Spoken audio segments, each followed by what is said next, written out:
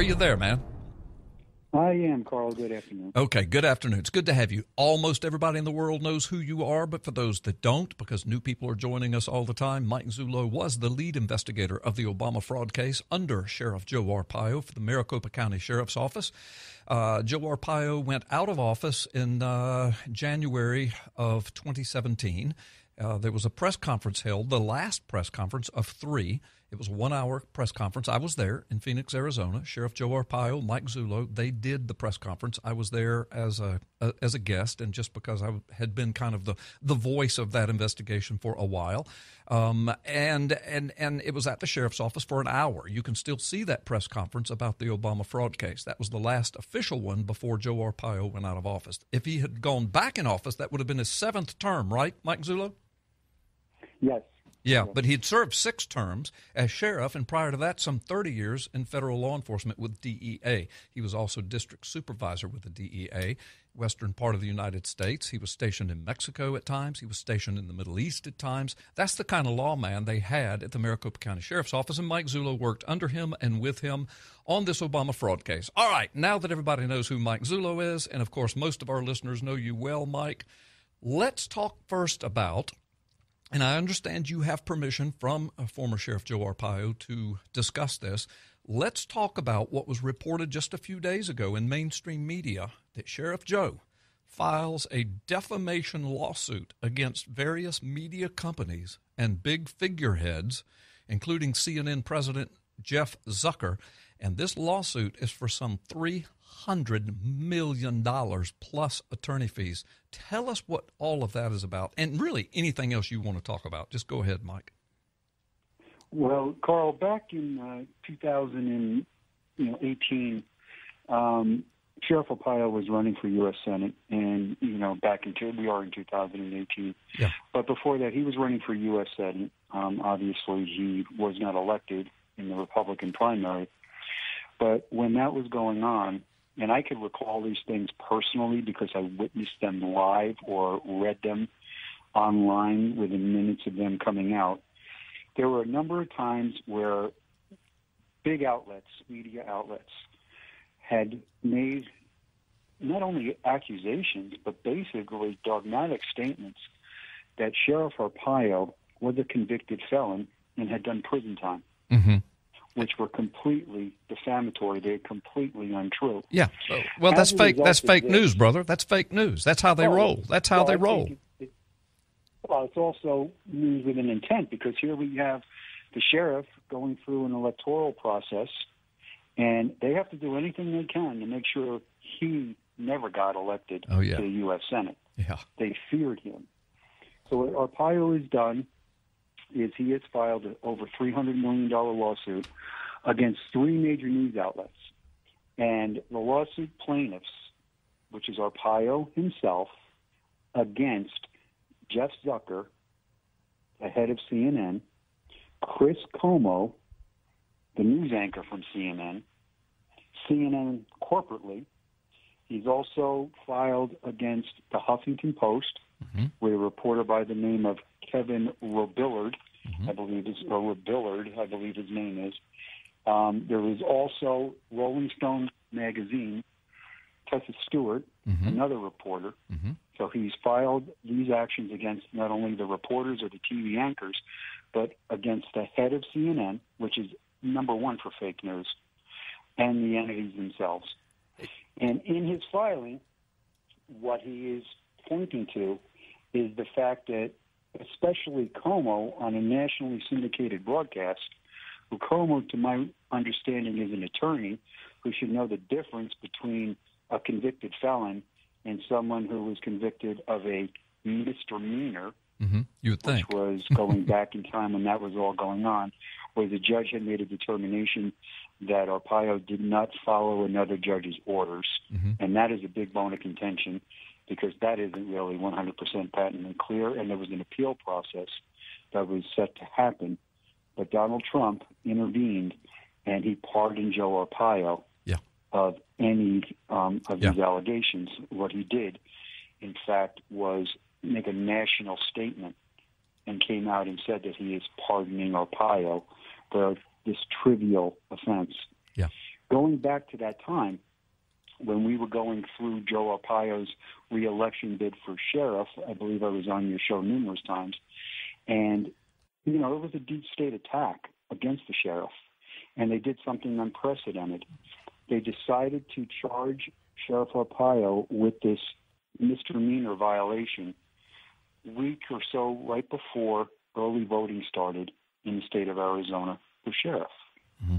Unprecedented. They don't do things like that. There's a directive from the Department of Justice not to do things like that. So they interfered with his reelection campaign. He was calculated to win that campaign. His challenger at that point in time had about $300,000 of campaign money to his name.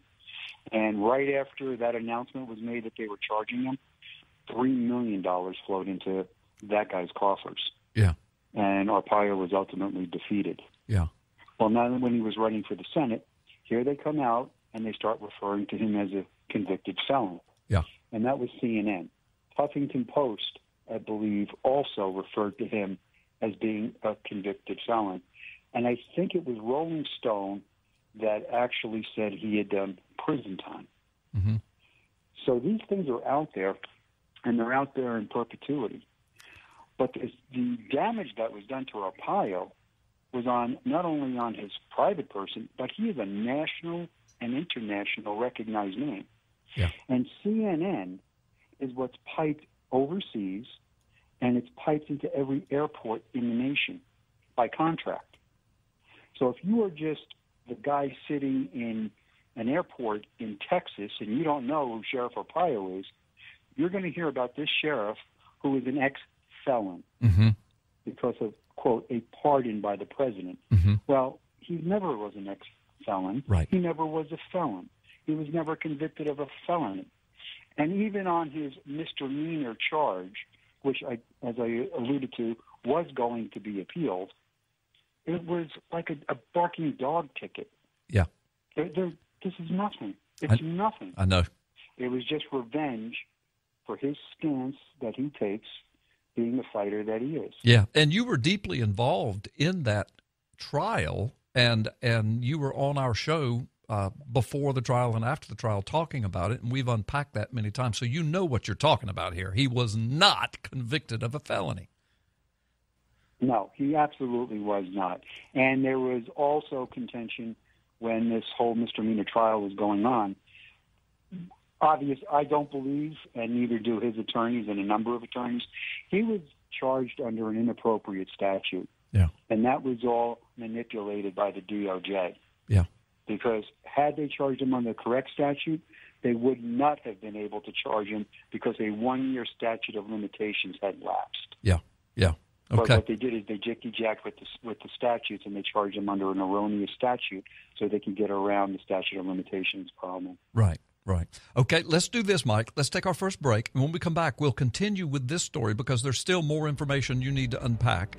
And then, after the bottom of the hour, we'll jump right in to the Mueller investigation and what some of the talking heads in the mainstream media are saying now that can go straight to the Obama fraud case. It's absolutely unbelievable, people. If you haven't heard this, you don't want to miss it. We'll be right back. More with the Oval Office of Gulf Coast Talk Radio. Freedom Friday with Carl Gallups, my world-famous producer Mallory Bardwell, and Mike Zullo's in the house. Give us 2 minutes. We'll be right back. All right, folks, welcome back. So glad you're in the house with us. Mike Zullo is my guest this afternoon. So, Mike Zullo, let's continue with this conversation.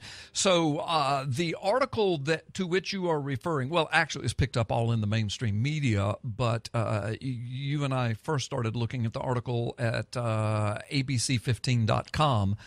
So the ABC network published this article, and so Sheriff Arpaio is suing CNN, not only the president, Jeff Zucker, but a broadcaster, Chris Cuomo, and I think Robillard, no, that's Kevin at Huffington Post and the Rolling Stone, $300,500,000 plus attorney fees. And then, Mike, of course, you know this as well, and I'll get you to speak to this and some of the ramifications, fake news and all that. But just a few months prior to this lawsuit, this was also reported at abc15.com and in mainstream media. that Joe Arpaio has also sued the New York Times for an amount of $147,500,000 in damages. And here's the deal, Mike. The headlines, it was an article in the New York Times by a Michelle Cottle, Cottle, and it was an August 2018 op-ed. And Mike, here's the title. Folks, Freedom Friday listeners, here's the title to the article. Now just think, if you were the sheriff, wouldn't you sue them for defamation? Listen to the title. It's a long title, but listen to it. Well, comma, at least Sheriff Joe isn't going to Congress, dash. Arpaio's loss in Arizona's Senate Republican primary is a fitting end to the public life of a truly sadistic man. End quote. That was the title of the article, Mike. I hope between these two lawsuits that Sheriff Joe does wind up being a half-billionaire. I pray for him that this happens. Carl, I have to really be brutally candid here. I know Sheriff Arpaio for 13 years. For the last 8, before he left as sheriff, I worked almost side by side with him during that investigation in the birth certificate and some other things that we were doing in the sheriff's office. At one point in time, for a year, I had an office, which at that time was called the 19th floor in the Wells Fargo building. That's where his office is. I would be with him every day. I have never heard a racist comment come out of his mouth. Yep. Never. And I've been in private meetings. I've been in a host of different environments. Yeah. One-on-one conversations. The man is anything but that. Yeah. And I will tell you, and he never talks about this, and it bothers me that he doesn't. He has mixed races in his own immediate family. Yes. Children and grandchildren, or grandchildren. Yes. Yes. I know. He is not a racist. He is not this heartless guy that they make him out to be. I know. And this is a coordinated effort Yes. in the left-wing media to destroy him. You know, if they can label you, they destroy you. Yep. And that's what they have tried to do to him. Well, he's fighting back. Good. In Joe Arpaio style, he's fighting back, and he's going for big dollars. My understanding on the most recent lawsuit against the 3 agencies is the judge. You always run a risk with these judges, especially this was filed in D.C., that a judge is just partisan and he just kicks it to the curb and dismisses your lawsuit. That didn't happen here. The judge has ordered a show cause hearing.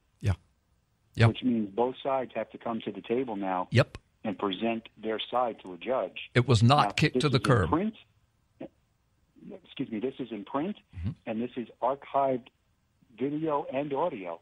And that it's not just Como on CNN. It was guests on a multitude of different other stations calling him a convicted felon. And he's got a good leg to stand on going into this. Yeah, technically, I suppose he could turn around and sue all of those guests, especially if he wins these suits. Well, it's going to, in my opinion, it's going to be very difficult for a judge to say there's nothing here because it's preserved. Yeah, it's all recorded. It's in print. It's in video. Millions of people saw it and heard it. Yeah. And you know what you said. Carl, it would be no different than if somebody in the media, you know how they came against us. Yeah. Someone in the media said that I was a pedophile. Yeah. It's no different. That's such a blatant lie. I'm going to sue you. Yeah. No, I know. And you can't just go out and say things like this. The media thinks they're above it all. Yeah. They think they are a special class of citizen that has this open right under freedom of speech to say and do just about anything. Right. And that stuff has to stop. Right. You're absolutely right. Listen, Mike, and I just want to add to what you say. I don't carry near the weight you do with all of that, but because of your relationship with the sheriff and my relationship with you, then I was invited out to the sheriff's office twice, and as you know, I also spent hours and hours and hours in his office with him, with you. There were times when you weren't even in there, and it was just the sheriff and I for hours. I watched him swear in a bunch of Border Patrol agents. You remember that day? Yes. Yeah, I was there when he did that. Sheriff Joe and I had personal conversations. I prayed over the man at one time. I mean, he had some things going on there that he just needed prayer for, and he was gracious. He was gracious. His employees, they loved him. He loved them. He was gracious to them. He told me about his mixed race, relations, and I'm with you. In all those hours we sat getting ready for that big conference, I never, ever heard any inkling of any kind of racism the man, I'm not making him out to be an angel. None of us are, but he was a prince of a gentleman, a good man, cared about Maricopa County and the residents, loved the sheriff's office, and really cared about the protection of Maricopa County, particularly from the flood of illegals and the crime that was coming from it. And, so there you go. So I say to him, go, Joe, go. Win this lawsuit. Well, Carl, and you were there, and you'll remember this, for one of those late-night meetings on the 19th floor in his office. And we were all around that table. Yes. And now this is an after-hours meeting. Mm-hmm. We were getting ready to do what we were going to do with the last press release. Mm-hmm. And if you remember, that was guys sitting around a table. Mm-hmm. The formalities were gone. Yep. You didn't hear one derogatory word out of his mouth about anybody. That's right. And he could have. That was his house. That was his house. Well, and you being a former law enforcement officer, you know how that runs. You go into those circles, everybody's behind closed doors. Yep. The man is the same no matter where you put him. Yep. I was very impressed. I told you that when we left that night. Yeah. I know. It was unbelievable. And that meeting alone was like 4 hours. I won't forget that, man. The seat of my pants were just, I think I had holes in them. That was a long day. It felt like an eternity, I remember. Yes. Yeah. But anyway, well, listen, we're going to have to go out right now. But, Mike, when we come back, I really can't wait to talk about this next segment because, man, these idiot talking heads are now making some accusations. They're going to hate that they ever uttered these words. Don't you agree, Mike? Yes, they are. I can't wait. I can't wait either. Folks, I know you can't wait. We're at the bottom of the first hour. Mike Zullo is going to hang around, and we're going to break some stuff to you. Break if you've never heard it, but even if you've heard this news, you might not have made the connection we're going to make and some insight we're going to give you. So you don't want to miss it back, and I'm so glad that you're back with us in the Oval Office, Gulf Coast Talk Radio. Mike Zullo is my guest this afternoon, so we're going to bring Mike back on. And so, Mike, we're at the bottom of the first hour. We've been talking about Joe Arpaio's lawsuits, one against the New York Times back in October, and then just a few days ago against CNN, the Huffington Post, the Rolling Stone.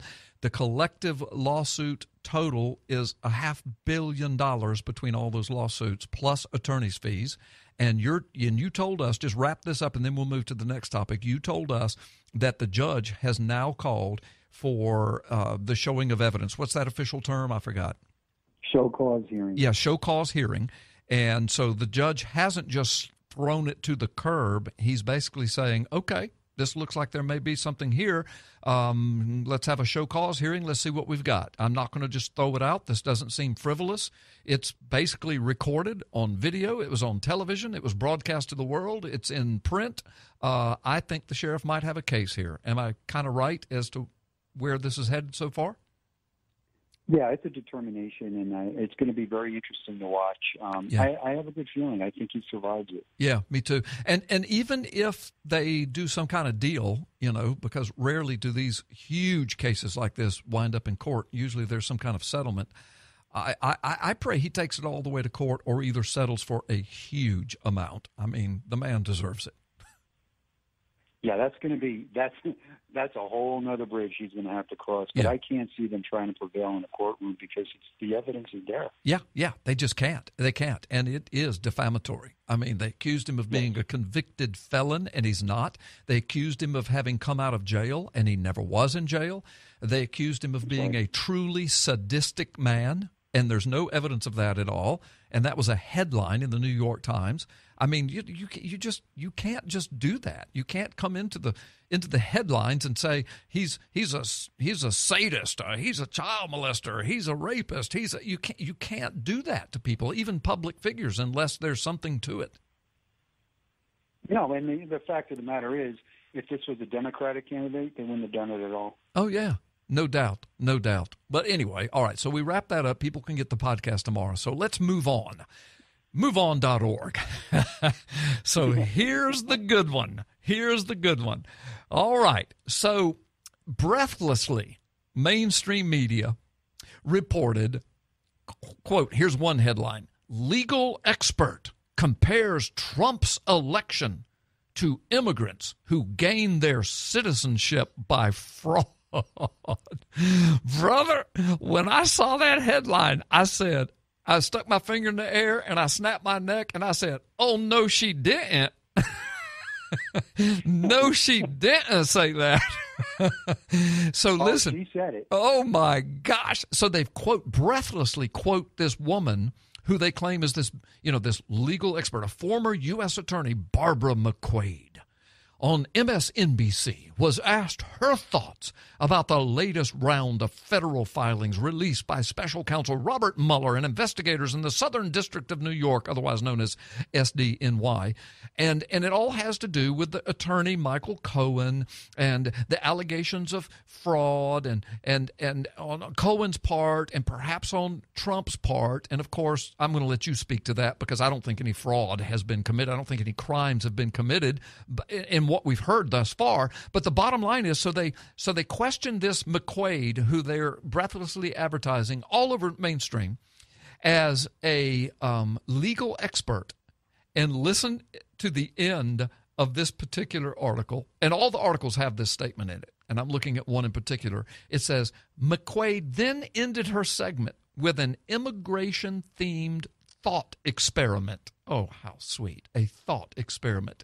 Quote, no, she ended her segment with an outlandish, completely regrettable statement, a statement they will regret for a long time. Here's what she said, quote, when immigrants procure their citizenship by fraud, we strip them of their citizenship, she noted. Quote, when a president procures his presidency by fraud, should we consider doing the same, end quote. And then in some other place I read where she kind of corrected that and said, well, I meant strip him of his presidency. And then other talking heads, I've got another one here. Let me see. I'm just going to read this and then you can comment. Yeah, Daniel S. Goldman, a former assistant U.S. attorney and an NBC legal analyst. Here's what he said.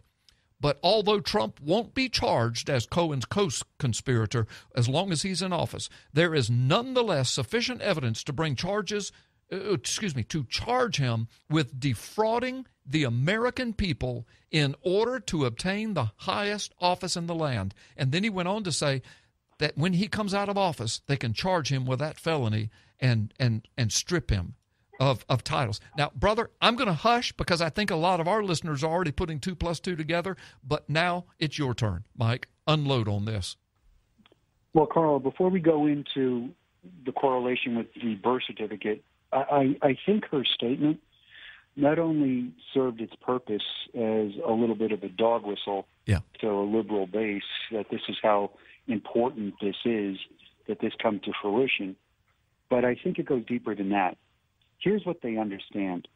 If you can prove, which they'll never be able to do because it just didn't happen, but if you can prove that President Trump orchestrated a chain of events that defrauded the American people before they went to vote for the presidency of the United States, you thereby make him illegitimate.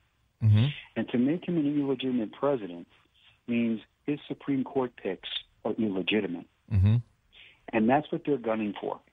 They want to nullify those Supreme Court picks more than Trump himself at this point. I think so, yeah. They have a problem now with the Supreme Court. Yep. You are getting judges that look to the intent of the framers as to what they meant when they initiated things in the Bill of Rights and so forth. So that's what I think that is truly about. Yeah. Is if they could nullify his election, they could nullify him, and then just about every act he took would be nullified. Yeah, including the Supreme Court nominations. Yeah, and I think you're right. Go ahead. You go ahead. Okay. Well, take just what I said, and now maybe your audience is going to get even a bigger revelation as to why the Obama birth certificate investigation was news media blackout, why it was so vehemently opposed by the left. Until today, they are still trying to persuade the American people that that document is real, and anyone who says the contrary is an outright lunatic. Right. Because Obama proffered that birth certificate to the American people in 2011, about 6 or 7 months before an election for president for his second term. Yep. Was to take place. And at the prodding of a man named Donald Trump. Donald Trump. And the other problem that he's got with that is if it was determined in 2011 that there was a problem with his, quote, birth narrative and or citizenship, he would have had a problem retroactively back to 2008 because they also produced a short form birth certificate in 2008 trying to quell the argument that he was born where he said he was born or where the narrative maintained he was born. So this has huge ramifications. And like you and I have said, that birth certificate is the foundational lie to the presidency of the United States. Yes. He obtained the office by fraud. Absolutely. Absolutely. That document is not a document. It is not a birth certificate, and it is peppered with legal problems. If you try to authenticate that PDF file, you could not. That birth certificate needed to be adjudicated in a court of law. That's why they never came to a courtroom on all those court challenges with an official certified copy, because they couldn't. And it's also why none of the mainstream media has ever reported on the details, really, of any of your press conferences, but especially the third and the last one, December 2016. They have never done a detailed investigative report on that press conference because what you presented was so overwhelming and signed off on by 2 international document examination companies, a double blind. They were each given all the information you had. Neither one knew that the other one was looking at it. They both came to the same conclusion. And both of them found different things that were wrong with it. And both of them basically, I'm just paraphrasing, but they both basically said this is a fraudulent document. It was built from the ground up on a blank piece of paper. Yes, it actually wasn't even a piece of paper. It was done inside the mind of a computer. Yep. So when people like to tell us that, well, you don't have the original document, I beg to differ. That PDF is the original fabrication. Yeah, absolutely. And you're in possession of a document, an original official copy with a seal, etc., that was used apparently as one of the documents to build Obama's fraudulent documents from all the forensic investigation. That was one of them, and actually both of the companies said that document was used. There are probably other documents, but we know that one was, and you're in possession of it. The bottom line is you've got the goods on this to prove that whole document was fraudulent, and unless he can produce a paper copy with a seal and an affidavit that this is it, and the microfilm that would back it all up, then he doesn't have a birth certificate, not a legal one. But what he did was present a fraudulent form of identification to be the commander-in-chief of America's armed forces, to send men and women into harm's way, some of them to their death, and to serve in the office of the executive branch of the United States government in a fraudulent manner. And now, Mike, I'll let you get the pleasure of saying this, but what these talking heads are trying to put on Trump, what does that mean? How does that extrapolate over to Obama? Well, you've got these hush payments that obviously were now made, and those payments had to do with sexual relations that happened a decade or so prior to Mr. Trump being president or even running for the office of president, when he was a private individual. And the narrative that's being painted here is during the campaign, these stories were going to surface, and Trump wanted to kill the stories, and arrangements were made to effectively buy the silence of these women. Well, that's a convenient narrative. But there's another side to this, especially with the Stormy Daniels saga. Carl, you would remember this. There are statutes called extortion. Yeah. If someone were to come to you because you are running for public office and they are telling you, unless you pay me, I'm going to do you harm. Yeah. That's extortion. Yeah. She should have been investigated and charged for extortion. And then you take it one step further. Now we know there was a non-disclosure agreement. And if you remember, when Trump was on Air Force One, and a reporter asked him if he knew anything about it, and he said no, he had to say no. There was a non-disclosure agreement. He can't talk about it. Right. He's honoring the agreement. Does it come across as a falsehood? Yeah, but he's honoring the agreement. Right. That was a non-disclosure. Right. So any way he twists and turns with this, they're going to take it and they're going to make it what it is. Well, lo and behold, what the public doesn't understand or realize any longer is if you go back, when Obama was running for office, do you remember Reverend Wright? Oh, yeah. Reverend Wright was chickens. becoming a thorn in the side to Barack Obama. And by Reverend Wright's own admission, the DNC, his campaign, and Obama himself had a one-on-one meeting with Wright, and they offered him $150,000 to stay quiet because it was affecting his campaign. That's a hush payment.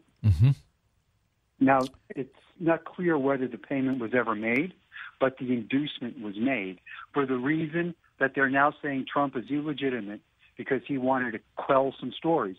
The other side to the Trump saga, Obama's silencing of Reverend Wright was purely political. Trump's side, and if you recall the taped conversations that Michael Cohen surreptitiously obtained, you can hear Donald Trump concerned about his marriage to Melania. Yeah. He makes a statement about it. Well, Mike, let's stop right there. Take a pause. We've got a brief timeout, 2 minutes, and then you pick it up right there about him making the statement to Melania. And then when we come back, we'll tie up the direct connection of all of this that they're saying. And welcome back, Mike Zullo. So, Mike, let's just jump right back into this. So let me just ask you, now that we're back, so you've got this so-called legal expert that the mainstream media is parading around. Her name's Barbara McQuade. She's a former U.S. attorney, and she has ended the interview that she was on MSNBC by saying, you know, when immigrants procure their citizenship by fraud, we strip them of their citizenship. When a president procures his presidency by fraud, should we consider doing the same? Now, a lot of people took that to mean, should we take away Trump's citizenship? But then later people were opining and saying, well, she meant, should we take away the presidency? Should we take away his title? It's the same thing because he committed fraud. Cohen has proven it. And then this a former assistant U.S. attorney, Daniel Goldman, said something similar on NBC. He said, but although Trump won't be charged as Cohen's co-conspirator, there is nonetheless sufficient evidence to charge him with defrauding the American people in order to obtain the highest office in the land. And then I read somewhere, I wish I could quote it, so folks, I will admit I could be wrong, but in the best of my memory, I read another opinion piece on Mainstream where somebody said that they thought for sure that he could be charged criminally once he's out of office, and it could even wind him up in jail or prison. I mean, they were just, really hoping against hope. But so they're out for blood on this. Why? Because they're saying Trump secured the office of presidency by fraud. Now, Mike, so does this mean when the Obama fraud case comes before the Congress or FBI or DOJ under Donald Trump, maybe in his second term, maybe before the second term, and it's found out, everything that you know is found out to the world, does that mean Obama could be stripped of his title and maybe go to jail? My understanding, speaking with a few former attorney generals, is that, yes, he could be retroactively stripped of the presidency. The felony part of it, that's going to be iffy because there's a statute of limitations. And the problem with the statute is the statute says it's when the crime was discovered or should have been discovered. Mm-hmm. Well, we have a DOJ who refused to look at this. We have an FBI who refused to take any information, even file a report from any citizen about this. So that part is questionable as far as the jail time. I'm not an attorney, so I don't really know the answer to that. Right. But I think, Carl, this is the reason. I've always thought this. As a matter of fact, this is in a memo that I wrote to the sheriff right before we did our last press conference, pointing out to him the Title 18 U.S. Code violations, and that was one of them that possibly could have taken place. So I think it's detrimental to the presidency of Barack Obama. It's detrimental to the DNC, and you understand now this could not just be a one-off, somebody running a copy and screwed something up. This is a coordinated effort. This is a conspiracy. There are going to be multiple players involved in this. Oh, yeah. No if doubt. This should ever come to light. Yeah, no doubt. And, Mike, you and I are convinced, and I know the sheriff was, and I'm going to say that he probably still is because I've heard him say it and we talked about it, that's what really the bottom line to all of those bogus charges and trying to get him in jail and put him in prison. They wanted felony charges on him. They wanted him in prison. They wound up with a misdemeanor charge, and he didn't go to prison. And then Trump pardoned him because Trump won the office. They thought Hillary was going to win, but they wanted to defame him, to disgrace him, to put him in prison. And then Hillary goes in office, and then the whole Obama fraud goes away, and all of the people that are involved in it would be protected. But lo and behold, the man that made it all happen is now the presidency. And so what happens? Mueller investigation. Get him out, get him out, get him out, get him out. And now Cohen is all a part of it. And Cohen needed Trump to be president. Tell our folks why. Well, Cohen was making money off of his affiliation with Trump. Cohen was pitching influence. And one report I read, he made about $4 million from foreign entities trying to peddle his influence, saying that once Trump became president, he would assist them in securing whatever contracts or whatever other things that they were looking for. Right. Michael Cohen needed Donald Trump to become the president of the United States more than anyone else on the face of the planet. Mm-hmm. He was making a living to millions of dollars because of his connection to Donald Trump. Mm-hmm. Now you've got Michael Cohen out there confessing that what he did, I knew it was wrong, but I did it because I was loyal to Trump. Well, the fact of the matter is, Michael Cohen was lying to everybody. The IRS, he had multitude banking relations that he was lying about. I mean, just a perpetual liar. Yeah. Mike, I'm so sorry. I'm going to have to stop right there. The clock has eaten us up again. Thank you for this awesome hour today. You've brought a lot of light. You've shed a lot of light. We're going to have you back on soon. This stuff is all still unfolding. You stay up with Sheriff Joe. You give him our regards. For thousands of years, mankind has debated how creation began.